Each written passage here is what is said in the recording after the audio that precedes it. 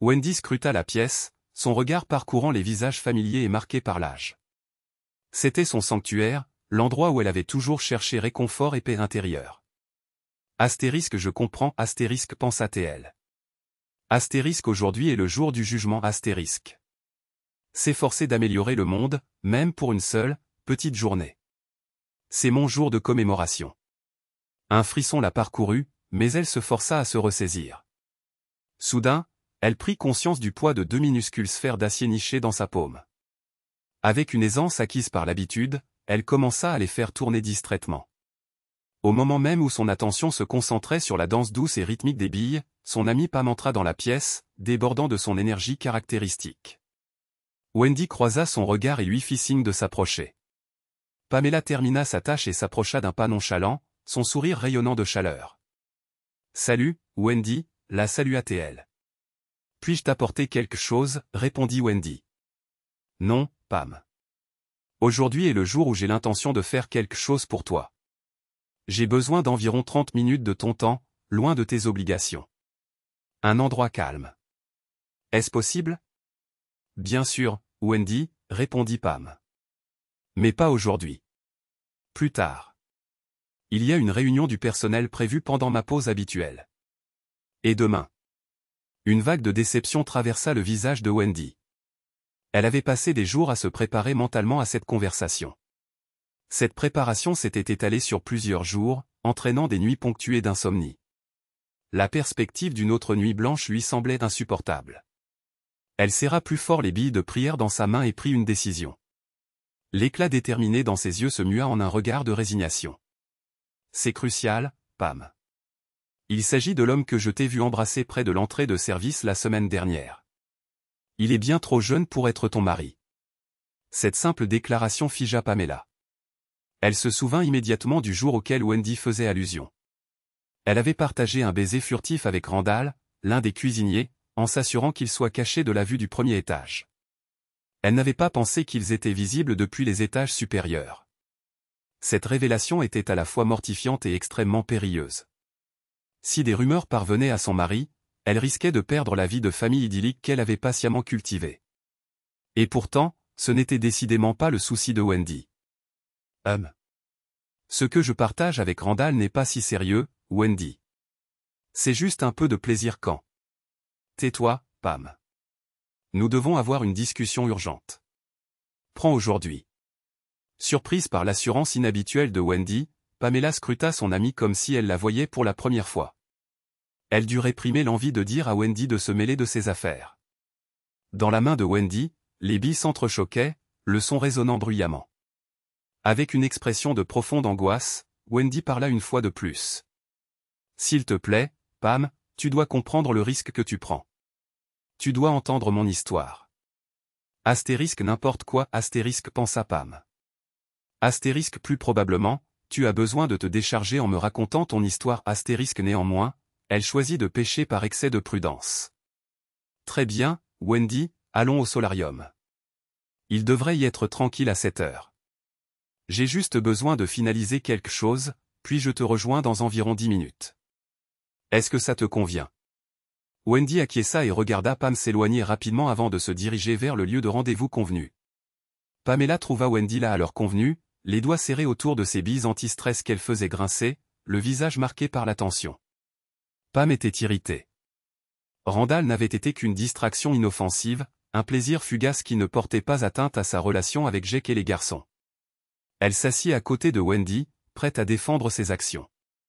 Mais Wendy prit la parole la première. « Je me fiche de savoir si tu as couché avec cet homme. C'est hors de propos. Je ne peux qu'imaginer les rationalisations pathétiques que tu t'es faites. Probablement les mêmes que je me récitais autrefois. » Cette remarque était si inhabituelle pour Wendy que Pam se tut, stupéfaite. « J'ai trompé mon mari, et ça m'a tout coûté. » Pamela observa les yeux de Wendy se voiler, perdant leur concentration. La main droite de Wendy manipulait les billes de prière avec des mouvements frénétiques et inconscients. En tant qu'infirmière, Pam les reconnut comme un mécanisme d'adaptation, probablement prescrit par un thérapeute ou un psychiatre. En vérité, elle était réticente à entendre ce que Wendy avait à dire. Cela lui semblait peu pertinent par rapport à sa situation. Elle avait été extrêmement discrète avec Randall, et d'ailleurs, ils n'étaient pas allés jusqu'au bout. S'ils allaient un jour jusqu'au bout. Et c'était un astérisque si astérisque important. Quel malheur pourrait bien survenir? Elle pourrait avoir à apaiser quelques égos blessés, peut-être avaler une pilule amère pendant un certain temps. Mais que son mari divorce? Cela n'arriverait jamais. Il ne mettrait jamais en péril son accès à ses enfants. Pourtant, quel mal pourrait-il y avoir à écouter Wendy? De toute évidence, elle avait besoin de se décharger. Pam attendit patiemment. Je n'en fais pas grand cas, mais j'étais médecin, autrefois. Non, je vais trop vite. Laisse-moi commencer par le tout début. J'ai rencontré mon futur mari peu après avoir terminé mon internat en médecine. Je voulais rester dans la métropole, et le seul poste que j'ai pu obtenir était au service de traumatologie de l'hôpital municipal. Rani, l'homme que j'ai fini par épouser, a été admis à l'hôpital un soir après s'être blessé au football. Enfin, je ne vous assommerai pas avec les menus détails de notre cours, mais qu'il suffise de dire que 2 ans plus tard, nous étions mariés. J'avais 28 ans à l'époque, et 1 an plus tard, nous avons eu un fils. Il n'était pas nécessaire d'être un psychologue de renommée mondiale pour discerner combien il était difficile pour Wendy de prononcer le nom de son premier-né. Elle était tellement bouleversée que les balles anti-stress lui ont échappé des mains, et elle a dû se précipiter pour les récupérer de l'autre côté du sol. Pamela l'a aidée en ramassant une. Elle n'avait jamais vraiment examiné les balles de Wendy auparavant, ou plutôt, jamais d'aussi près. Leur apparence ne ressemblait à aucune autre qu'elle avait vue, bien qu'elle ne puisse pas tout à fait articuler pourquoi. Une fois qu'elles ont été de retour en possession de Wendy, elle a visiblement retrouvé son calme. Nous avons décidé que je deviendrais mère au foyer. Comme la carrière de Rani décollait, et c'était vrai, les heures aux urgences étaient épuisantes. Nous avions toujours envisagé d'avoir 2 enfants, alors quand mon aîné n'avait que 18 mois, nous avons eu un autre fils, et j'ai commencé à prendre la pilule. Une fois de plus, les noms des enfants étaient ostensiblement absents de son récit. Je suis resté à la maison jusqu'à ce que notre cadet ait 5 ans et commence l'école. Puis, quelqu'un a fait remarquer que si je ne reprenais pas le travail bientôt, je risquais de perdre mon autorisation d'exercer. Alors, pour moi, c'était le retour aux urgences. Rani était incroyablement compréhensif, et heureusement, sa carrière était florissante, ce qui lui permettait d'adapter ses horaires pour être à la maison quand les garçons rentraient de l'école.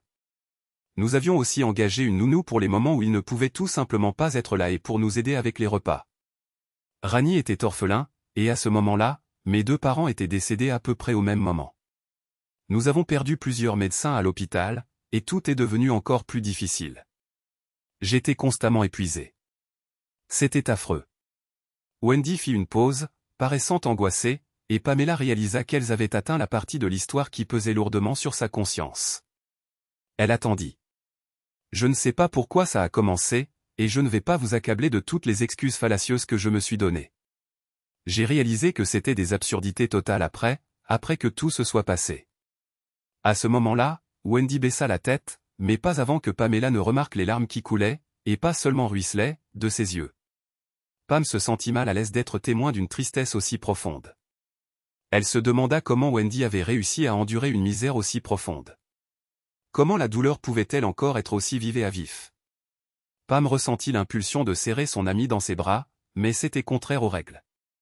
Elle attendit. Finalement, Wendy continua d'une voix si basse que Pam dut se pencher pour l'entendre clairement. C'était un nouvel interne aux urgences, et j'ai été désigné comme son mentor. Mon amant. Une autre longue pause.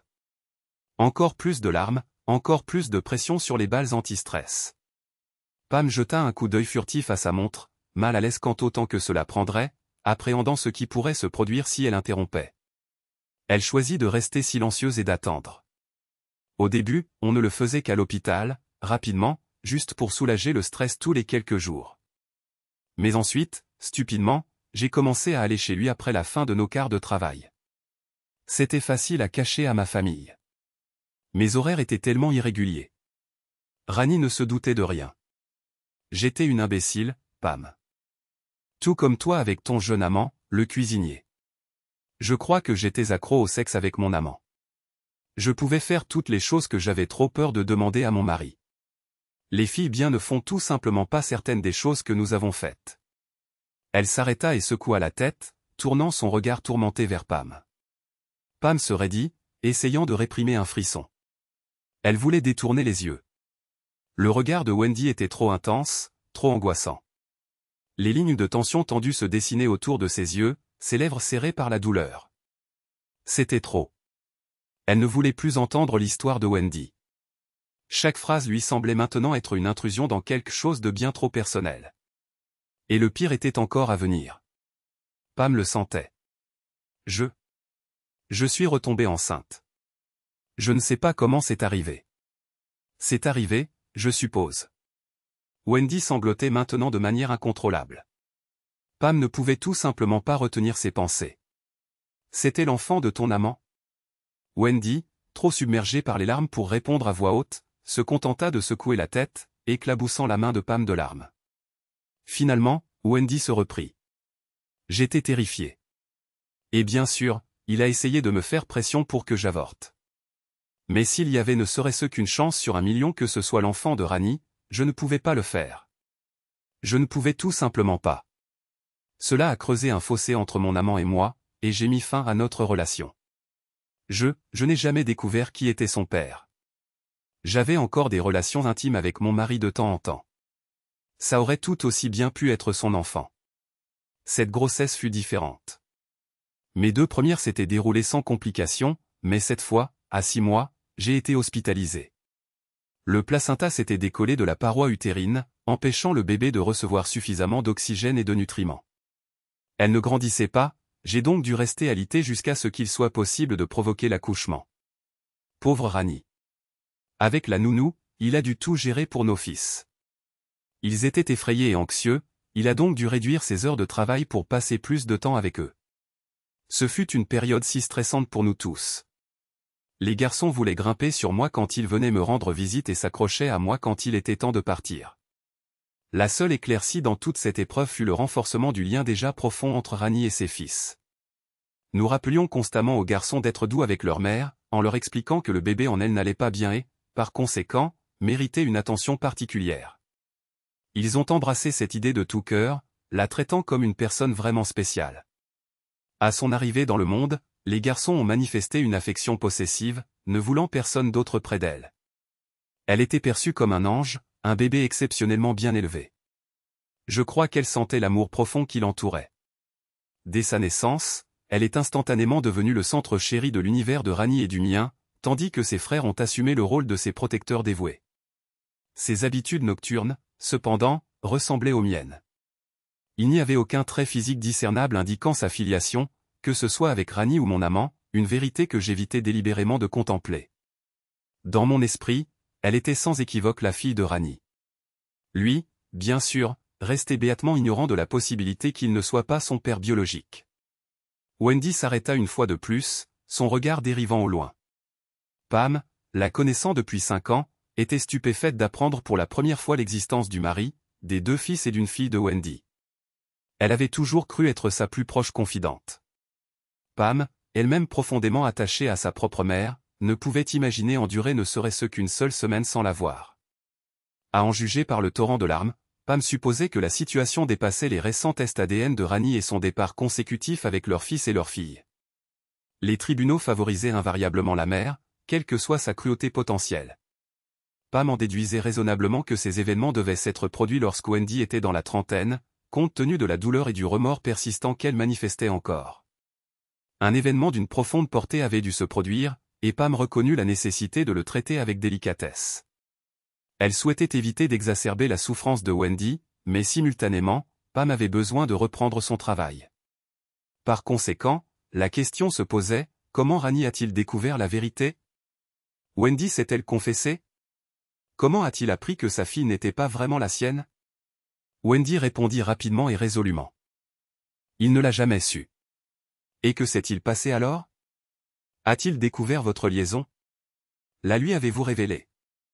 Les larmes avaient maintenant cessé, le puits s'étant manifestement tari.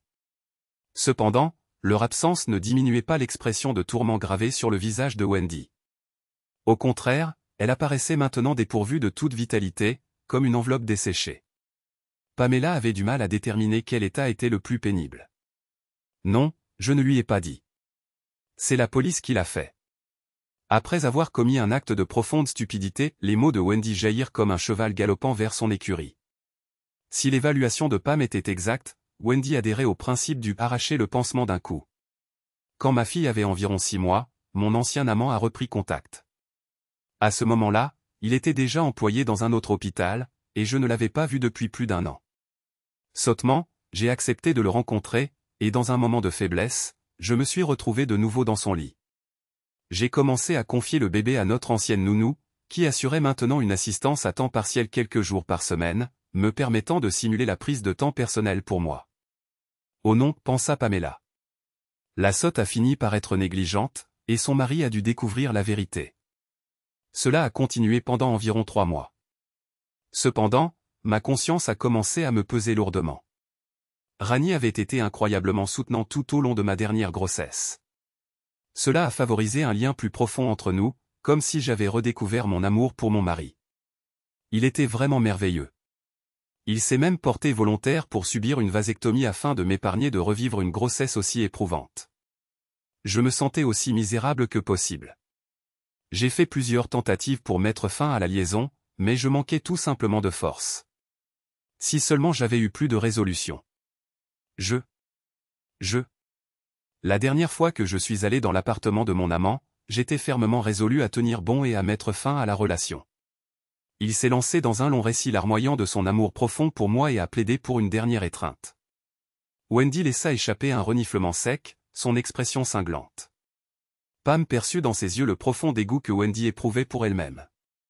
Si j'avais su que c'était la dernière fois que je me livrais à une activité sexuelle, j'aurais peut-être essayé d'en tirer plus de plaisir. Mon amant m'a imploré d'explorer quelque chose d'inhabituel. J'étais intrigué, et reconnaissant que je n'aurais probablement jamais une autre occasion, j'ai acquiescé. Il a été patient et méthodique dans son approche. Près d'1 heure, je crois. Cependant, je n'y ai jamais pris véritablement plaisir.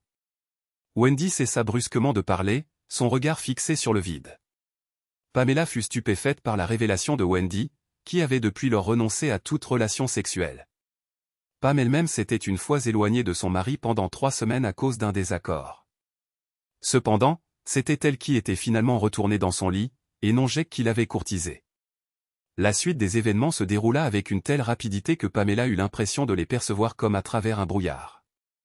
Avec une expression de sombre résolution, Wendy posa délicatement les boules de relaxation sur ses genoux avant de s'écraser violemment le visage sur le dessus de table inflexible, non pas 1, mais 2 fois. Le sang gicla dans toutes les directions, éclaboussant Pamela. Au moment où Pamela réagit, le corps de Wendy s'était effondré sur le côté sur le sol, sa tête heurtant la moquette dans un bruit sourd et étouffé. Ce son feutré ne diminua en rien l'horreur de la scène. Le corps de Wendy devint complètement inerte dans l'inconscience, mais le sang continuait de couler abondamment de son visage gravement blessé, imprégnant la moquette. Des années de formation prirent le dessus, permettant à Pamela de réprimer ses sentiments personnels de choc et de donner l'alerte qu'elle ne s'autorisait pas à ressentir. Comme face à un manque d'entraînement, elle dégagea les voies respiratoires de Wendy du sang et des fragments de dents jusqu'à ce que d'autres infirmières arrivent pour lui prêter assistance et que les ambulanciers arrivent pour emmener Wendy. Une fois la crise passée, Pamela, se sentant quelque peu énervée par les événements de la matinée, reporta son attention sur les conséquences plus banales de l'urgence, comme ranger les meubles. Elle récupéra le sac de Wendy et se dirigea vers le bureau administratif. Puis, après réflexion, elle retourna au solarium pour ramasser les boules de relaxation là où elles avaient roulé. En les examinant, en vérifiant s'il y avait des traces de sang, elle discerna soudain ce qu'il y avait de si particulier chez elle. Généralement, les boules anti-stress étaient brillantes et mesuraient environ 2,5 cm de diamètre. Celles de Wendy, cependant, étaient minuscules, moins d'1,5 cm, et usées jusqu'à devenir lisses. Il était clair qu'elles avaient été polies par de nombreuses années d'utilisation. Cette réalisation attrista Pamela. Malgré ses imperfections, Wendy avait toujours été aimable et affable envers elle. Pam détestait être témoin de la souffrance d'une autre personne. C'était précisément ce désir d'atténuer la souffrance qui l'avait conduite à exercer la profession d'infirmière en premier lieu. Elle glissa les boules dans le sac à main de Wendy et se tourna à nouveau vers l'aile administrative, croisant 2 agents d'entretien se dirigeant dans la direction opposée. Elle leur sourit, soulagée qu'un collègue lui ait épargné la tâche d'organiser le nettoyage. Pamela jeta un coup d'œil à sa montre. Quelle matinée! Elle se demanda s'il y avait des nouvelles concernant l'état de Wendy. Espérons que ses blessures se limiteraient à une fracture du nez et à des dommages dentaires. Pamela avait encore du mal à comprendre les actions de Wendy. Elles étaient tellement atypiques. Elle ne s'attendait certainement à rien de cette nature lorsque Wendy avait insisté pour lui parler. Pam accéléra le pas, désireuse de déposer le sac de Wendy en présence du personnel administratif, car il était strictement interdit de pénétrer dans la chambre d'un résident en leur absence. Alors qu'elle approchait du dernier virage avant d'atteindre le bureau administratif, elle rencontra le docteur Parsons, le médecin-chef de l'établissement. « Ah, infirmière Dalrymple, vous êtes précisément la personne que je cherchais. On m'a informé que vous avez été témoin d'un événement plutôt traumatisant. Veuillez entrer dans mon bureau, et faisons un rapide compte-rendu. » Très bien. Pamela suivit le bon docteur dans son bureau, situé juste derrière le bureau d'accueil principal. Il recueillit rapidement et habilement les détails de ce qui s'était passé dans le solarium. Pamela estima qu'il était de son devoir de partager les détails de la confession de Wendy, au cas où elle tenterait de se faire du mal à nouveau. Pamela ressentit une légère honte concernant sa curiosité au sujet du chapitre final de l'histoire de Wendy. Elle ne se serait pas qualifiée de personne cherchant les commérages ou tirant du plaisir des malheurs des autres. Pourtant, elle ne pouvait nier l'envie irrésistible d'en apprendre davantage sur Wendy. Que pouvait-il s'être passé pour dévaster complètement sa vie? De nombreuses personnes avaient des relations extra-conjugales et divorçaient, à tort ou à raison. La plupart se remariaient et vivaient des vies heureuses. Ils n'embrassaient certainement pas le célibat, comme Wendy l'avait fait. Docteur. Parsons inclina la tête sur le côté, et Pamela rougit sous son regard perspicace et scrutateur, submergée par une curiosité à peine dissimulée. Elle se sentit comme un enfant pris la main dans le pot de confiture. Tout va bien, Pamela. Il est naturel de vouloir connaître la fin de l'histoire. Et compte tenu de l'ampleur des aveux de Madame Harrison, je suis certain que si sa culpabilité, sa honte et ses remords ne l'avaient pas submergée, elle aurait elle-même tout révélé. Nous espérions que l'époque où elle s'automutilait était révolue. Madame Harrison a manifestement développé un attachement à votre égard, et c'est pourquoi j'ai décidé de vous montrer la section de son dossier consacrée aux facteurs psychologiques susceptibles d'affecter sa santé. Je pense que cela vous aidera à prendre soin d'elle à l'avenir. Je dois vous avertir, ce n'est pas une histoire agréable. En fait, c'est tragique. Veuillez m'informer si vous ne vous sentez pas assez forte pour entendre la vérité. Pamela acquiesça, lui signalant de continuer. Ce que je vais vous raconter provient directement des conversations que Madame Harrison a eues avec moi depuis que j'ai commencé à travailler ici. Alors, par où commencer? Le docteur Parsons baissa les yeux sur le dossier ouvert devant lui, son front se fronçant. Ah, oui, je vais reprendre l'histoire là où Madame Harrison l'a laissée, le jour où elle s'est rendue chez son amant pour mettre fin à leur relation. La nounou était déjà partie. Quoi qu'il en soit, Madame Harrison a décidé d'emmener sa fille de 9 mois avec elle à l'appartement de son amant. Selon Madame Harrison, le bébé dormait dans sa poussette lorsque Madame Harrison et son amant sont allés dans la chambre à coucher pour avoir une relation sexuelle. Les enquêteurs chargés de l'incendie n'ont jamais pu déterminer précisément ce qui s'est passé, mais ils pensent qu'il est fort probable que l'enfant se soit réveillé et ait réussi à sortir de la poussette. Ils supposent qu'elle a peut-être renversé l'une des bougies ou une lampe à huile aromatique que l'amant avait allumée pour sa maîtresse. Apparemment, il les avait dispersées dans tout l'appartement, sachant que Madame Harrison les appréciait. Pour la petite histoire, Madame Harrison a nourri une aversion permanente pour les bougies parfumées à partir de ce jour. Quoi qu'il en soit, au moment où le couple s'est rendu compte que de la fumée s'échappait sous la porte de la chambre, l'appartement était déjà la proie des flammes. Selon le récit de Madame Harrison, en ouvrant la porte, elle a été confrontée à un mur de feu infranchissable. Elle a raconté que son amant l'avait projeté hors de la fenêtre avant de sauter lui-même. Elle a tenté de rentrer dans le bâtiment en flammes pour sauver sa fille, mais son amant l'en a empêché. Lorsqu'elle l'a imploré de revenir en arrière et de sauver l'enfant, il a refusé. Les restes du nourrisson ont ensuite été découverts au milieu des débris calcinés. La seule consolation était qu'elle avait succombé à l'inhalation de fumée avant que les flammes ne la consument. Le docteur Parsons fit une pause, laissant à Pamela le temps de saisir pleinement la nature effroyable du récit. Pamela déglutit à plusieurs reprises, craignant d'être sur le point de vomir. L'épreuve de Wendy était bien plus pénible qu'elle ne l'avait imaginé au départ. Tragique était un euphémisme considérable. L'enfant de Wendy, sa petite fille innocente et sans défense, était décédé. 9 mois. Pamela pouvait à peine commencer à imaginer la culpabilité et la dévastation que Wendy avait dû endurer. Le lendemain, les autorités informèrent son mari du sort de leur enfant et des circonstances de sa mort. Sans surprise, il la tenait entièrement responsable, entama une procédure de divorce pour adultère et obtint la garde de leur fils. Remarquant les sourcils levés de Pamela, le docteur précisa que Madame Harrison avait perdu la garde de ses fils parce qu'elle avait, à ce moment-là, déjà tenté de se suicider, démontrant ainsi son instabilité et la rendant incapable de prodiguer des soins adéquats au jeune garçon.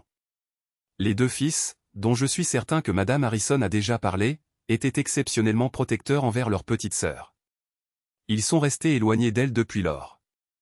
Elle s'est abstenue de toute relation sexuelle, car même la simple pensée d'intimité déclenche un stress post-traumatique. Comme vous le savez, elle avait une relation sexuelle lorsque son enfant a péri.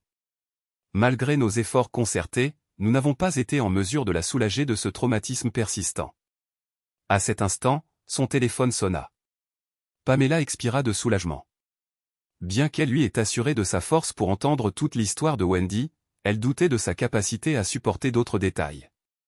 Tout était terriblement horrible. Elle aspirait à partir et à traiter les informations qu'elle venait de recevoir. Le docteur Parsons se leva, priant la personne à l'autre bout du fil d'attendre un instant avant d'informer calmement Pamela qu'il devait répondre à l'appel et lui demandant de le rencontrer à nouveau le lendemain. Il récupéra un formulaire d'autorisation sur son bureau et le lui présenta. Elle constituait l'autorisation pour Pamela d'entrer dans la chambre de Wendy afin de lui rendre son sac à main et de s'assurer que tout était en ordre. Il la congédia de son bureau, mais avant qu'elle ne puisse se diriger vers la chambre de Wendy, un agent de sécurité de l'établissement lui demanda de remplir le rapport d'incident préliminaire. Pamela soupira. Elle désirait simplement être seule pour contempler tout ce qu'elle avait appris. Bien qu'elle ait omis les détails de sa conversation avec Wendy avant l'incident d'automutilation, elle dut écrire que Madame Harrison était devenue agitée en raison de souvenirs du passé. Cela seul suffisait à évoquer des éclairs des paroles torturées de Wendy et de son visage angoissé. Pamela doutait qu'elle oublie un jour la profonde douleur dont elle avait été témoin. Finalement, après avoir suivi tous les protocoles déclenchés par la blessure auto-infligée de Wendy, Pamela se rendit directement dans la chambre de Wendy et entra. Elle ferma la porte derrière elle et s'y adossa, examinant la pièce d'un œil nouveau et perspicace. La chambre elle-même était assez typique, bien que Pamela ait observé comment certains résidents personnalisaient leurs espaces, les rendant plus accueillants. Beaucoup participaient à des ateliers d'artisanat et ornaient leur chambre de leur propre création. Wendy, cependant, avait comparativement peu fait. L'espace ressemblait à une chambre de motel générique, ornée d'aquarelles de nature morte de bon goût sur les murs et de coussins et tapis parfaitement coordonnés, mais totalement dépourvus d'inspiration. Pamela était déjà venue dans la chambre de Wendy, mais pour la première fois, elle fut frappée par l'absence d'objets personnels exposés. Pas de photographies, pas de souvenirs, rien. La chambre présentait un aménagement ouvert, avec la cuisine, la salle à manger et le salon intégrés dans un seul espace. Elle posa le sac à main sur la table de la cuisine, lava une tasse sale, versa du lait d'une brique dans le petit réfrigérateur et rangea le petit salon.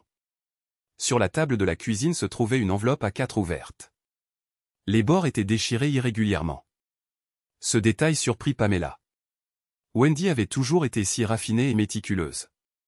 Elle ressemblait au genre de personne qui utiliserait invariablement un ouvre-lettres. Pamela réfléchit au contenu de l'enveloppe. Était-ce le testament de Wendy? Une forme de document juridique? La curiosité de Pamela fut piquée, mais elle résista à la tentation d'en examiner le contenu. Après avoir rangé le salon, Pamela ouvrit la porte de la chambre. C'était la première fois qu'elle entrait dans la chambre de Wendy. Wendy gardait généralement la porte fermée. C'était une pièce spacieuse, et le lit était parfaitement fait. Mais ce qui captura l'attention de Pamela, ce furent les murs. Fixés à chaque mur se trouvaient des photographies dans de simples cadres noirs de différentes tailles. Pamela se demanda pourquoi Wendy ne les avait pas exposées dans le salon. Après une inspection plus approfondie, elle réalisa qu'elles étaient disposées par ordre chronologique, en commençant par le côté droit du lit. La première était une photographie en noir et blanc d'une jeune femme radieuse en robe de mariée debout à côté d'un homme grand et beau. Leurs bras étaient entrelacés alors qu'ils se tenaient devant une voiture avec des boîtes de conserve et des chaussures attachées à l'arrière. Wendy était ravissante, pensa Pamela, avec ses traits délicats et ses grands yeux. L'incarnation même d'une mariée épanouie. L'ensemble de photographies suivant était clairement constitué de portraits scolaires de deux garçons souriants en uniforme, chapeau et cravate. Pamela sourit à leur sourire édenté. Chez le plus jeune, elle pouvait discerner un soupçon de Wendy, et chez le plus âgé, l'homme de la photographie de mariage. De toute évidence, c'étaient les fils de Wendy. Pamela se demanda quel était leur nom. À côté des photos scolaires se trouvait une photo prise devant une église. C'était évidemment le même homme que sur la première photo de mariage. Mais la mariée était différente, et il ne regardait pas l'appareil photo. Le mari s'est remarié, supposa Pam. Elle se demanda qui avait pris la photo et l'avait partagée avec Wendy. Peut-être un ami. Combien il devait être difficile pour Wendy d'être témoin du bonheur de son ex-mari, de le voir passer à autre chose. Pamela savait que cela la dévasterait si elle venait à perdre son propre Jack. Un rapide coup d'œil aux photographies restantes révéla que les portraits scolaires des fils de Wendy étaient les derniers des photos posées. Une photographie sur le premier mur attira l'attention de Pamela parce qu'elle ne comportait aucune personne. Au lieu de cela, il s'agissait d'une image sombre d'une pierre tombale solitaire. La pierre était assez frappante, taillée dans du granit noir, avec un ange magnifiquement sculpté et des fleurs cascadant sur un côté de sa face. Pamela s'approcha pour lire l'inscription « Sophie Harrison ». C'était donc le nom de la fille de Wendy. Le cœur de Pamela se serra légèrement au mot gravé en dessous « Marchez doucement, car un ange repose ici ». Elle entendit à nouveau la voix de Wendy décrivant sa petite fille comme un ange, et elle ressentit à nouveau la souffrance vive de la perte de Wendy. Avalant la boule dans sa gorge, Pamela passa aux 2 photos suivantes. Elles avaient été prises de loin et semblaient être des images agrandies de 2 jeunes hommes, les fils de Wendy. Juste à droite, 2 autres photos de mariage, toutes 2 prises devant des églises différentes avec 2 couples mariés différents. Encore les fils de Wendy, pensa Pamela. Elle se tourna vers le mur suivant. Il y avait là 2 ensembles, chacun représentant des enfants différents. Elle ne put s'empêcher de sourire. Les photographies capturaient des enfants en mouvement, des visages souriants et transpirants courant sur des jambes fines à travers un terrain de soccer. D'adorables petites ballerines, des expressions déterminées alors qu'une batte se balançait, prête à expédier la balle hors du terrain. Les petits-enfants de Wendy étaient adorables et merveilleux. Ils rappelaient à Pamela ses propres 2 garçons, qui avaient également aimé le soccer et le baseball. Et pourtant, prises ensemble, les photographies racontaient une histoire profondément troublante d'isolement. Pas un seul enfant sur aucune des photos ne regardait directement l'appareil qui avait capturé ce moment de sa vie. Aucune photographie ne montrait un enfant souriant à la personne derrière l'objectif. L'effet était d'exclure le spectateur de la scène. Pamela continua sa lente promenade à travers la pièce. Chaque série de photographies montrait à la fois des lieux importants et des sorties familiales. Ayant terminé de parcourir la pièce, Pamela se plaça au centre et se tourna lentement sur elle-même. Ses yeux embrassèrent toutes les photographies et l'horreur qu'elles véhiculaient. Une vague de désespoir la submergea. Pas étonnant que Wendy ait toujours eu l'air si triste. Pas étonnant que même ses sourires aient semblé empreints de chagrin. Suivant son intuition, Pamela retourna au salon et ramassa l'enveloppe A4. Elle lui donna une légère secousse, et 2 feuilles glissèrent sur le dessus de la table. L'une d'elles était une autre photographie. Pamela la ramassa. Elle montrait un petit enfant, peut-être âgé d'1 an et demi. Pamela imagina qu'il était adorable avec ses boucles claires et son large sourire. Elle pouvait presque entendre son rire alors qu'un homme âgé souriant le poussait sur une balançoire, tandis qu'une femme plus âgée se tenait à côté de l'homme, riant également. L'homme était peut-être plus âgé et plus grisonnant, ses épaules n'étaient plus aussi larges ou droites, mais Pamela pouvait encore reconnaître Ronald Harrison, l'un des maris de Wendy. L'autre feuille, portant l'entête d'une agence de détective privée, était simplement un rapport. Chère Madame Harrison, veuillez trouver ci-joint une photographie de votre dernier arrière-petit-fils, comme vous l'avez demandé. Nous pensons qu'ils l'ont appelé Joshua. L'homme qui le pousse sur la balançoire a été identifié comme Ronald Harrison. La femme est Jennifer Harrison. N'hésitez pas à nous contacter si nous pouvons vous être d'une quelconque assistance. Pamela ramassa la photographie une fois de plus. Elle savait exactement ce qu'elle devait en faire. Elle fouilla dans les tiroirs de Wendy et trouva quelques épingles. Avec un air délibéré de rituel, elle entra dans la chambre, la photographie à la main, et la fixa au-dessus du lit, le seul espace inoccupé restant si Wendy souhaitait maintenir l'ordre chronologique du mari, des enfants, des petits-enfants et des arrière-petits-enfants.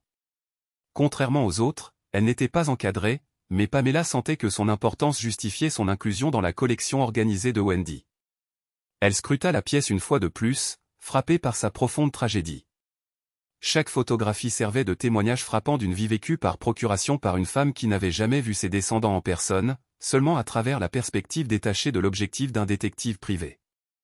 Wendy avait payé un lourd tribut pour ses décisions irréfléchies, son égoïsme et son imprudence. Bien que Pamela sache qu'elle devait partir, elle se sentait inexplicablement incapable de le faire. Poussée par une force invisible, elle s'approcha de la première photographie, celle qui capturait le jour du mariage de Wendy et Rani. Elle scruta le visage de Wendy. Elle paraissait si joyeuse, si radieuse, souriant avec adoration à Rani. Tout son visage rayonnait d'amour. Pamela n'avait jamais vu une telle expression sur le visage de son amie de 91 ans. Comment une femme qui avait manifestement tant aimé son mari avait-elle pu perdre de vue cette affection? Comment avait-elle pu le trahir si complètement? Soudain, une prise de conscience naissante, une vérité profonde, fit surface dans la conscience de Pamela. Cette pièce aurait pu être la sienne. Cet avenir aurait pu être le sien. Cela pourrait devenir sa vie. Vieille et seule, résidant dans un établissement de soins infirmiers. Privée de visiteurs, dépourvue d'amour. Une vie vécue uniquement à travers le regard impersonnel de la caméra de quelqu'un d'autre. Wendy avait eu raison, après tout. Pamela avait vraiment besoin d'entendre son récit édifiant. Jetant un dernier regard persistant sur une vie totalement gaspillée, Pamela envoya un message à Randall, lui demandant de ne plus jamais la contacter ou communiquer avec elle. Une vague de profond soulagement la submergea. Elle se sentait comme si elle venait de sortir indemne de la carcasse d'un accident de voiture catastrophique. Elle avait hâte de rentrer chez elle et d'embrasser ses 2 fils. Elle ressentait une envie irrésistible de les serrer fort et de ne jamais lâcher prise. Elle avait besoin d'embrasser son mari et de lui exprimer la profondeur de son amour et de sa gratitude. Elle avait besoin qu'il sache qu'il constituait son monde entier, à présent et pour toujours. Bien sûr, au matin, elle serait probablement saisie par l'envie de les étrangler tous pour avoir laissé traîner du linge sale sur le sol de leur chambre, mais elle ne pouvait réprimer la pensée de ces 3 hommes qu'elle désirait simultanément étreindre et punir.